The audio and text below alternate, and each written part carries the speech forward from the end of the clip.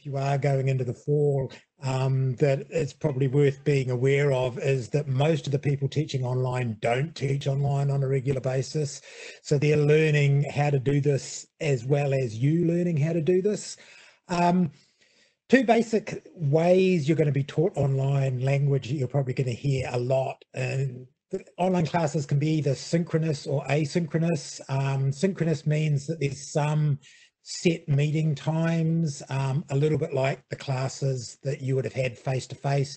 Asynchronous means there's no set meeting times.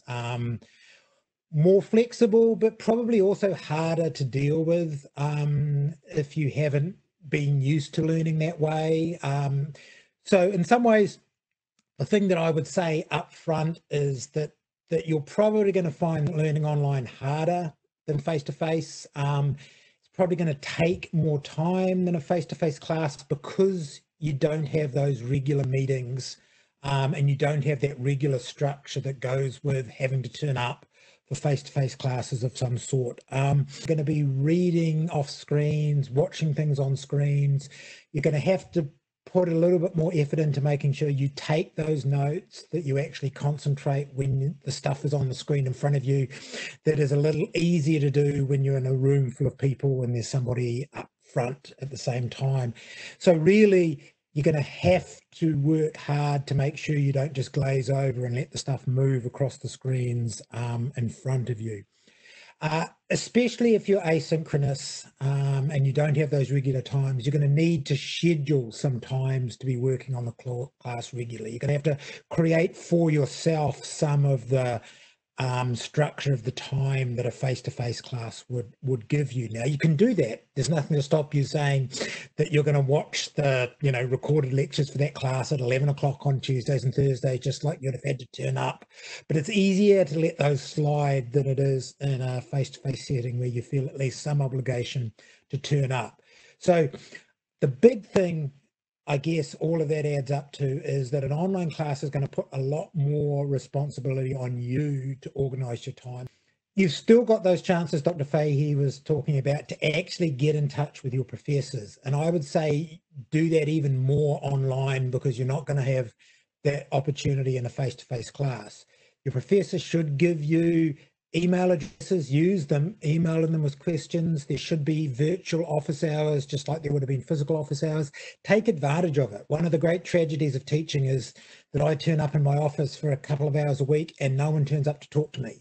I'm there to talk to you. Your professors are there to talk to you.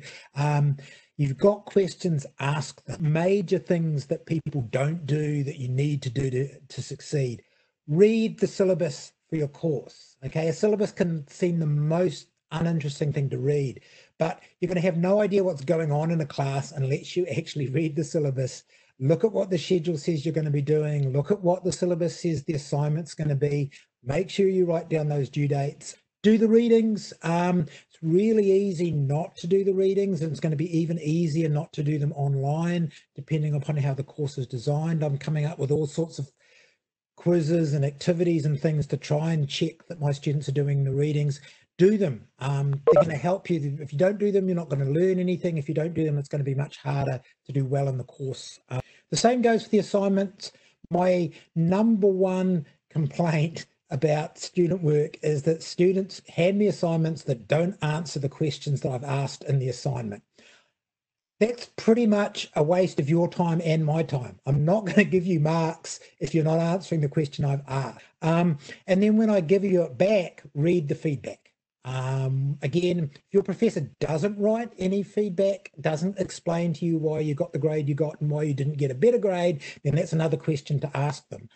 I spend a lot of time writing feedback. Make sure that you read that feedback before you do another assignment. It should tell you what you need to do to get a better grade. It should tell you the things you didn't do. Read what your professor's asking you to do.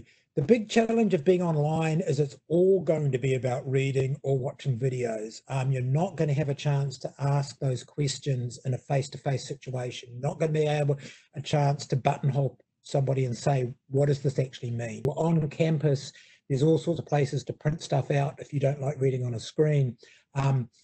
Even if you can't print it out, download it, turn it into a PDF, mark it up, highlight it. You're going to need to do something that makes it easier for you to engage with the stuff that's being delivered to you in a way that you would in a face-to-face class. Just be prepared for the fact that it's probably going to take more time than you expect to learn online.